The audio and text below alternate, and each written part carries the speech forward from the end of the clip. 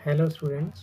मैं doctor Arvind Verma, assistant professor समाजशास्त्र विभाग, आज आपके सामने लेकर आया हूँ समाजशास्त्र क्या है, इसका अर्थ, इसके विषय वस्तु एवं इसका विषय क्षेत्र। तो आइए हम जानते हैं समाजशास्त्र क्या है। सबसे पहले हमारे सामने एक प्रश्न आता है कि समाजशास्त्र वास्तव में क्या है। लोगों ने, समाजशास्त्रियों ने अलग अलग परिभाषाएं दी हैं। तो आज हम सबसे पहले समझेंगे कि समाजशास्त्र क्या है। इसका जो शाब्दिक अर्थ है, यहाँ से हम इसकी शुरुआत करते हैं। समाजशास्त्र समाज का ही एक विज्ञान या शास्त्र है। इसके द्वारा समाज या सामाजिक जीवन का अध्ययन किया जाता है। इस नवीन विज्ञान को जन्म देने का श्रेय फ्रांस के प्रसिद्ध समाजशास्त्री अगस्त कॉम्ट को जाता है। सर्वप्रथम अगस्त कॉम्ट ने सन 1838 ईस्वी में इस नवीन शास्त्र को समाजशास्त्र नाम दिया। यही कारण है कि सभी इन्हें समाजशास्त्र का जनक या फादर ऑफ सोशियोलॉजी भी कहते हैं। तो इससे पूर्व अगस्त कॉम्ट ने इस नवीन विज्ञान को सामाजिक भौतिकी भी कहा है, परंतु इस नाम से संतुष्ट न होने के कारण बाद में इन्होंने इस नवीन विज्ञान को या शास्त्र को समाजशास्त्र का नाम दिया। इसी कारण इनको समाजशास्त्र का जनक भी कहा जाता है। अब समाजशास्त्र के प्रारंभिक लेखकों में अगस्ट कॉम्ट, दुर्खेम, स्पेंसर तथा मैक्स वेबर के नाम विशेष रूप से उल्लेखनीय हैं। तो अब हम बात करेंगे समाजशास्त्र का अर्थ एवं उनकी परिभाषाएं। तो समाजशास्त्र का सबसे पहले हम बात करेंगे समाजशास्त्र का शाब्दिक अर्थ क्या है। समाजशास्त्र दो शब्दों से मिलकर बना है, सोशियो एवं लॉजी। इसमें से प्रथम शब्द सोशियो लैटिन भाषा के सोशियस शब्द से लिया गया है, जिसका अर्थ समाज है। इसमें से दूसरे शब्द लॉजी ग्रीक भाषा के लोगोस से इसको लिया गया है, जिसका अर्थ विज्ञान या शास्त्र है। तो इस प्रकार इसका जो शाब्दिक अर्थ समाजशास्त्र का रहेगा वो इस प्रकार रहेगा कि समाजशास्त्र का शाब्दिक अर्थ समाज शास्त्र का शास्त्र या समाज का एक विज्ञान है। समाजशास्त्र की परिभाषा यानी कि डेफिनेशन ऑफ सोशियोलॉजी। समाज शास्त्र को अनेक समाजशास्त्रियों ने, अनेक विद्वानों ने परिभाषित किया है। कोई समाज के अध्ययन के रूप में कह रहा है, कोई सामाजिक संबंधों के अध्ययन के रूप में बात करता है, कोई सामाजिक समूहों के अध्ययन में बात करता है। तो संपूर्ण परिभाषाओं को हम चार भागों में बांटकर इसको समझेंगे। तो सबसे पहले चार जो भाग हैं वो कौन से हैं? समाज के अध्ययन के रूप में, दूसरा सामाजिक संबंधों के अध्ययन के रूप में, तीसरा समूहों के अध्ययन के रूप में और चौथा सामाजिक अंतःक्रियाओं के अध्ययन के रूप में। तो सबसे पहले हम बात करेंगे समाज के अध्ययन के रूप में। गिडिंग्स, समनर, वार्ड आदि कुछ ऐसे समाजशास्त्री हुए हैं जिन्होंने समाजशास्त्र को एक ऐसे विज्ञान के रूप में परिभाषित करने का प्रयास किया है जो संपूर्ण समाज का एक समग्र इकाई के रूप में अध्ययन कर सके। तो वार्ड ने किस प्रकार से इसको कहा, समाजशास्त्र को बताया है कि समाजशास्त्र समाज का विज्ञान है। गिडिंग्स कह रहे हैं कि समाजशास्त्र समाज का वैज्ञानिक अध्ययन है। ऑरम ने समाजशास्त्र को बताया है कि समाजशास्त्र वह विज्ञान है जो समाज का अध्ययन करता है। तो हम इन सभी से यह निष्कर्ष निकालेंगे कि समाजशास्त्र मानव समाज का वैज्ञानिक अध्ययन है। दूसरे पार्ट में हम बात करेंगे कि समाज शास्त्र सामाजिक संबंधों के अध्ययन के रूप में। तो इसके जो समर्थक हैं या इसके पक्ष में जो परिभाषाएं दी हैं उन्होंने मैकाइवर एवं पेज, क्यूवर, मैक्स वेबर, रोज, आदि विद्वान इसके अंतर्गत आते हैं। तो सबसे पहले हम बात करेंगे मैकाइवर एवं पेज की। तो मैकाइवर एवं पेज ने अपनी प्रसिद्ध पुस्तक सोसाइटी में इसको इस प्रकार से परिभाषित किया है, समाज शास्त्र सामाजिक संबंधों के विषय में है और संबंधों के इसी जाल को हम समाज कहते हैं। क्योबर कह रहे हैं, समाज शास्त्र को मानव संबंधों के वैज्ञानिक ज्ञान की शाखा के रूप में परिभाषित किया जा सकता है। मैक्स वेबर क्या कह रहे हैं, समाज शास्त्र प्रधानतः सामाजिक संबंधों तथा कृत्यों का अध्ययन है। तो इन सभी परिभाषाओं से यह निष्कर्ष निकलता है कि समाज शास्त्र एक ऐसा विज्ञान है जो सामाजिक संबंधों का व्यवस्थित अध्ययन करता है। तो नंबर 3, समूहों के अध्ययन के रूप में। तो इसके समर्थक जो हैं वो हैरी एम जॉनसन हैं। इन्होंने समाजशास्त्र को सामाजिक समूहों का अध्ययन माना है। तो हैरी एम जॉनसन ने इस प्रकार से इसकी परिभाषा दी है, समाजशास्त्र सामाजिक समूहों का विज्ञान है। सामाजिक समूह सामाजिक अंतःक्रियाओं की एक व्यवस्था है। उन्होंने सामाजिक समूहों के बारे में इस प्रकार से परिभाषा दी है या इस प्रकार से समझाया है कि जब विभिन्न व्यक्ति एक दूसरे के संपर्क में आते हैं तो उनमें सामाजिक अंतःक्रियाएं उत्पन्न होती हैं और इन्हीं अंतःक्रियाओं के आधार पर सामाजिक समूह का निर्माण होता है या सामाजिक समूह बनते हैं। तो चौथा, सामाजिक अंतःक्रियाओं के अध्ययन के रूप में। जो इसके समर्थक समाजशास्त्री हैं या विद्वान हैं, वो समाजशास्त्र को सामाजिक अंतःक्रियाओं के अध्ययन के रूप में देखते हैं। तो जो इसके समर्थक हैं गिलिन एवं गिलिन है, गिन्सबर्ग है, जॉर्ज सिमेल हैं आदि प्रमुख हैं। तो सबसे पहले हम समझेंगे अंतःक्रिया क्या है। अंतःक्रिया का तात्पर्य दो या दो से अधिक व्यक्तियों या समूहों का जागरूक अवस्था में एक दूसरे के संपर्क में आना और एक दूसरे के व्यवहारों को प्रभावित करना है। तो इस प्रकार से इस सभी को हम अंतःक्रिया कहते हैं। तो सामाजिक संबंधों के निर्माण का जो आधार रहा है वो ये अंतःक्रिया ही रही है।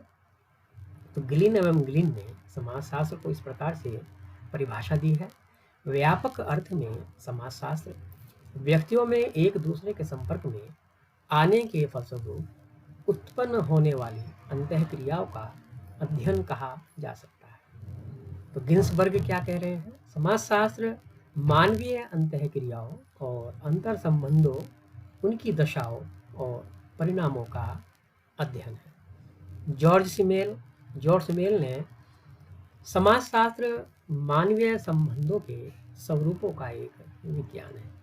तो हम इन सभी परिभाषाओं से यह निष्कर्ष निकालेंगे कि समाजशास्त्र सामाजिक अंतःक्रियाओं का एक इसके अंतर्गत अंतःक्रियाओं की का अध्ययन किया जा सकता है। ये इसके बारे में इन समाजशास्त्रियों ने बताया है। तो अब बात करते हैं कि समाजशास्त्र का विषय क्षेत्र क्या है।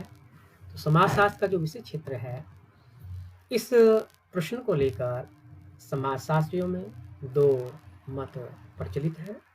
तो नंबर 1, स्वरूपात्मक या विशिष्टात्मक संप्रदाय, इसको फॉर्मल स्कूल भी कहते हैं। दूसरा, समन्वयात्मक संप्रदाय या सिंथेटिक स्कूल। तो प्रथम मत या विचारधारा के अनुसार समाजशास्त्र एक विशेष विज्ञान मानते हैं और द्वितीय विचारधारा के अनुसार समाजशास्त्र को एक सामान्य विज्ञान मानते हैं। तो इन्हीं विचारधारा के आधार पर हम समाजशास्त्र के विषय क्षेत्र को समझेंगे। तो सबसे पहले स्वरूपात्मक या विशिष्टात्मक संप्रदाय। तो जो इस संप्रदाय के समर्थक कह लीजिए वो वीरकांत, वॉन विज, मैक्स वेबर, टॉनीज आदि प्रमुख हैं। और इस संप्रदाय के जो प्रवर्तक हैं, जो प्रमुख प्रवर्तक हैं, वो जर्मन समाजवादी जॉर्ज सिमेल हैं। इस विचारधारा से संबंधित समाज शास्त्रियों की यह मान्यता है कि अन्य विज्ञानों जैसे राजनीति विज्ञान, भूगोल, अर्थशास्त्र, इतिहास, भौतिक विज्ञान आदि के समान ही समाजशास्त्र भी एक स्वतंत्र एवं विशेष विज्ञान है। इसके अंतर्गत सभी प्रकार के सामाजिक संबंधों का अध्ययन न करके इन संबंधों के विशिष्ट स्वरूपों का ही अध्ययन किया जाना चाहिए। इस संप्रदाय के इन सभी विद्वानों का यह मानना है। सामाजिक संबंधों के स्वरूपों पर जोर देने के कारण ही इस संप्रदाय को स्वरूपात्मक संप्रदाय कहा जाता है। इस संप्रदाय के विचारकों का यह मानना है कि स्वरूप या फॉर्म और अंतर वस्तु या कंटेंट का एक दूसरे पर कोई प्रभाव नहीं पड़ता। समाजशास्त्र सामाजिक संबंधों के इन्हीं स्वरूपों का अध्ययन करने वाला विज्ञान है। तो जॉर्ज सिमेल ने इसके बारे में बताया है कि समाजशास्त्र को सामाजिक संबंधों के स्वरूपों का अध्ययन माना है या मानना चाहिए। वीरकांत समाजशास्त्र को तो एक विशिष्ट विज्ञान के रूप में मानसिक संबंधों के स्वरूपों का अध्ययन करना चाहिए। जॉर्ज सिमेल ने एक छोटे से उदाहरण के द्वारा स्वरूप और अंतर्वस्तु को बताया है कि एक गिलास में दूध ले लें और दूसरे गिलास में पानी ले लें, तो जो उसका स्वरूप है वो गिलास की लंबाई, उसकी गहराई, किस चीज़ का वो गिलास है, ये सभी उसके स्वरूप में आएंगे, फॉर्म में आएंगे। और अंतर वस्तु उसकी दूध या पानी होगी। तो वो ये कह रहा है, जॉर्ज सिमेल ये कह रहे हैं कि हमें जो उसका बाह्य स्वरूप है उसी का ही अध्ययन करना चाहिए। यदि हम कंटेंट के बारे में या अंतर वस्तु के बारे में बात करेंगे तो उसमें बहुत ज़्यादा समस्याएं उसमें उत्पन्न होगी। तो हम सिंपल ही उस बाह्य जो स्वरूप है उसका ही अध्ययन करेंगे। तो इसी आधार पर जॉर्ज सिमेल कह रहे हैं कि हमें सामाजिक संबंधों के स्वरूपों का ही अध्ययन किया जाना चाहिए। आज हम बात करेंगे समन्वयात्मक संप्रदाय, सिंथेटिक स्कूल। इस संप्रदाय के प्रमुख समर्थकों में सोरोकिन, दुर्खीम, हॉबहाउस, गिन्सबर्ग एवं वार्ड आदि प्रमुख हैं। इनके अनुसार समाजशास्त्र एक सामान्य विज्ञान है जिसे केवल सामाजिक संबंधों के स्वरूपों तक सीमित नहीं रखा जा सकता। इसे तो संपूर्ण समाज का सामान्य अध्ययन करना है। हॉबहाउस ये इसको बता रहे हैं, समाजशास्त्र को एक सामान्य विज्ञान के रूप में विभिन्न सामाजिक विज्ञानों के बीच में समन्वय स्थापित करना है। दुर्खीम इनके अनुसार एक सामान्य समाजशास्त्र का निर्माण करना तो संभव है जो विशिष्ट विज्ञानों के विशेष क्षेत्र के नियमों पर आधारित अधिक सामान्य नियमों से मिलकर बना हो। दुर्खीम ने इसे सामूहिक प्रतिनिधानों का विज्ञान भी माना है। तो सोरोकिन के अनुसार एक ऐसा सामान्य विज्ञान की आवश्यकता है जो विभिन्न सामाजिक विज्ञानों के निष्कर्षों में समन्वय या कोऑर्डिनेशन स्थापित कर सके ताकि समाज को समग्र बड़े रूप में समझा जा सके। तो उससे यह निष्कर्ष निकलता है कि समाजशास्त्र के विषय क्षेत्र के अंतर्गत सामान्य एवं विशेष दोनों का ही अध्ययन किया जाता है। तो अब बात करेंगे समाजशास्त्र की विषय वस्तु, सब्जेक्ट मैटर ऑफ सोशियोलॉजी। इसमें कई समाजशास्त्रियों ने अपने मत रखे हैं। विशेष रूप से यहाँ हम एलेक्स इंकल्स का वर्णन करेंगे, इसके बारे में डिस्कस करेंगे। इन्होंने अपनी प्रसिद्ध पुस्तक व्हाट इज सोशियोलॉजी में समाजशास्त्र की विषय वस्तु के बारे में वर्णन किया है। तो एलेक्स इंकल्स ने समाजशास्त्र की विषय वस्तु को 3 पथों के रूप में वर्गीकृत किया है। नंबर 1 ऐतिहासिक पथ, नंबर 2 आनुभाविक पथ और नंबर 3 विश्लेषणात्मक पथ। तो सबसे पहले नंबर 1 ऐतिहासिक पथ।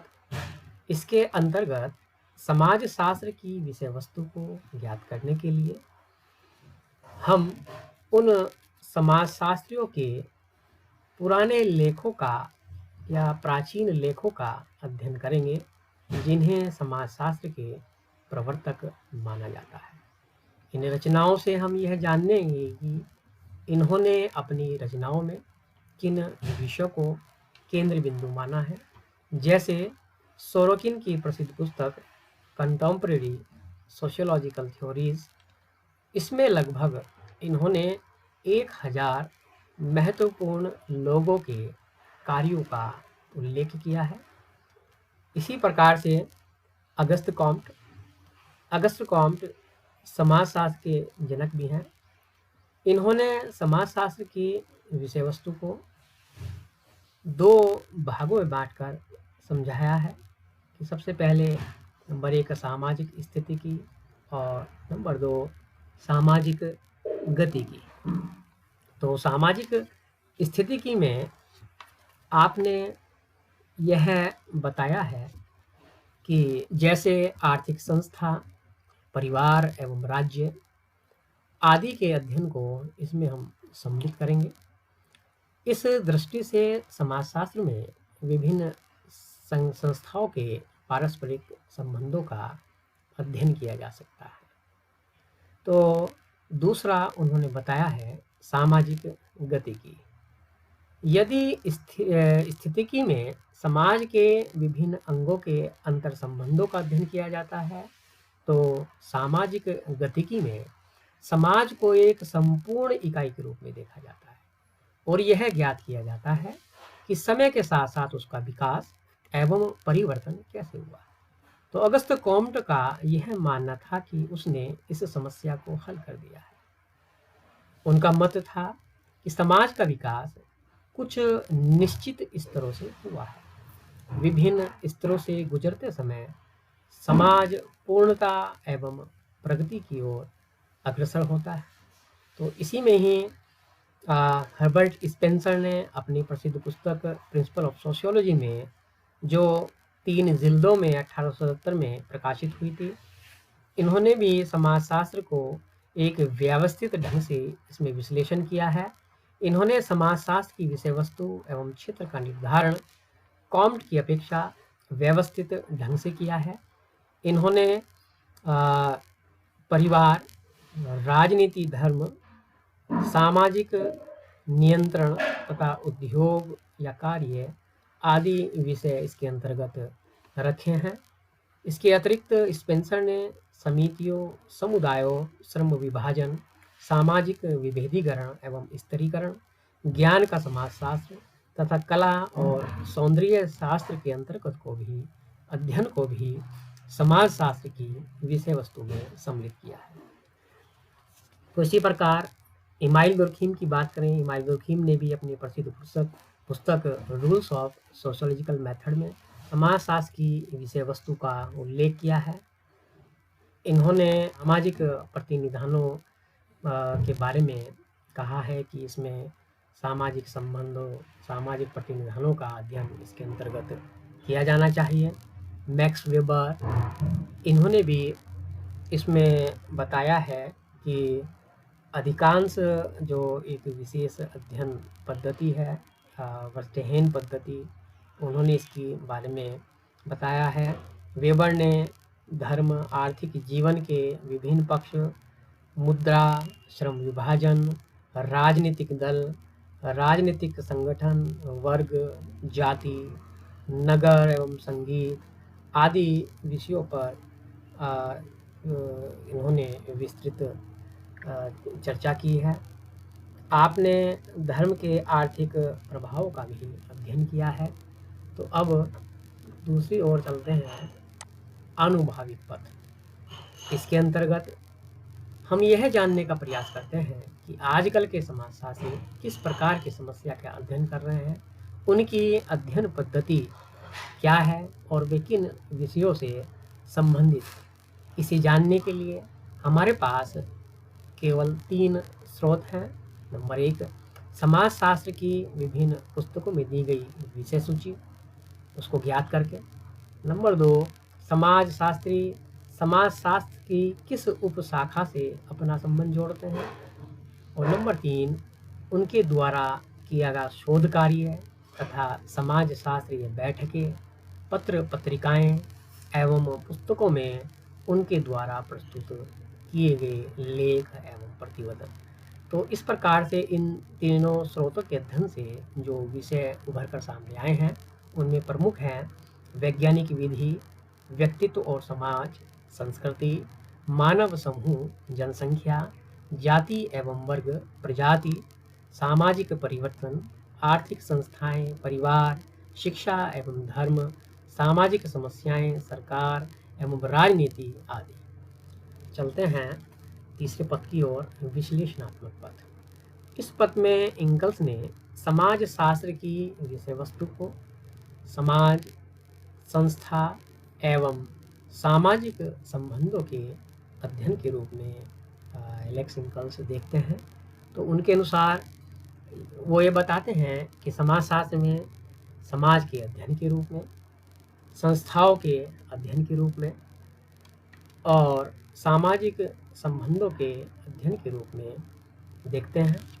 और इसी में ही ये पाते हैं कि समाजशास्त्र को अंतर्गत जो विषय वस्तु है वो वस्तु के समाज, संस्था एवं सामाजिक संबंधों का अध्ययन इसमें किया जाता है।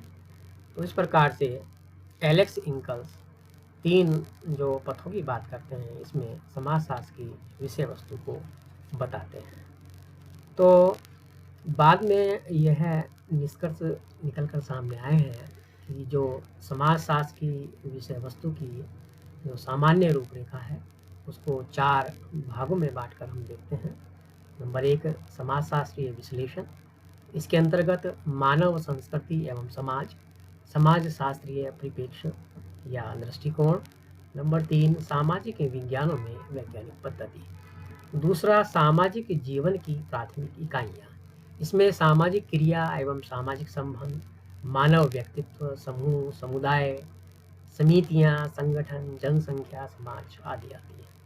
तीसरे पार्ट में आधारभूत सामाजिक संस्थाएं, इसमें परिवार एवं नातेदारी, आर्थिक संस्थाएं, राजनीति तथा वैधानिक संस्थाएं, धार्मिक संस्थाएं, शैक्षणिक एवं वैज्ञानिक संस्थाएं, मनोरंजनात्मक एवं कल्याणकारी संस्थाएं आदि आती हैं। और मौलिक सामाजिक प्रक्रियाएं, इसमें विभेदीकरण एवं स्तरीकरण, सहयोग, समायोजन तथा सातवीकरण, सामाजिक संघर्ष, क्रांति, युद्ध, संचार, अभिव्यक्ति, सामाजिकरण, उनका सैद्धांतिकरण, सामाजिक मूल्यांकन, सामाजिक नियंत्रण, सामाजिक एकीकरण आदि। अतः सभी संपूर्ण विषय सामग्री पर ध्यानपूर्वक विचार करने पर हम पाते हैं कि समाजशास्त्र की विषय सामग्री में मूल बात सामाजिक संबंध है। इसका कारण यह है कि समाजशास्त्र के अंतर्गत अध्ययन किए जाने वाले सभी विषयों का प्रमुख आधार सामाजिक संबंध ही है। तो इसी के आधार पर मैकाइवर एवं पेज ने भी कहा है कि समाजशास्त्र सामाजिक संबंध के विषय में है। तो इस प्रकार से हम इसकी समाजशास्त्र की विषय वस्तु को समझ लेंगे। आज हमने इस टॉपिक में समाजशास्त्र क्या है, इसका शाब्दिक अर्थ क्या है, इसकी परिभाषा क्या है, इनकी परिभाषाओं को, संपूर्ण परिभाषाओं को 4 भागों में बांटकर हमने समाजशास्त्र को समझा।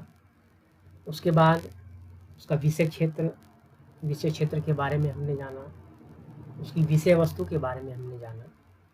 तो आज इस आधार पर हमने समाजशास्त्र को पूरा समझा। तो इसी के साथ ही आप सभी को धन्यवाद। Thank you very much.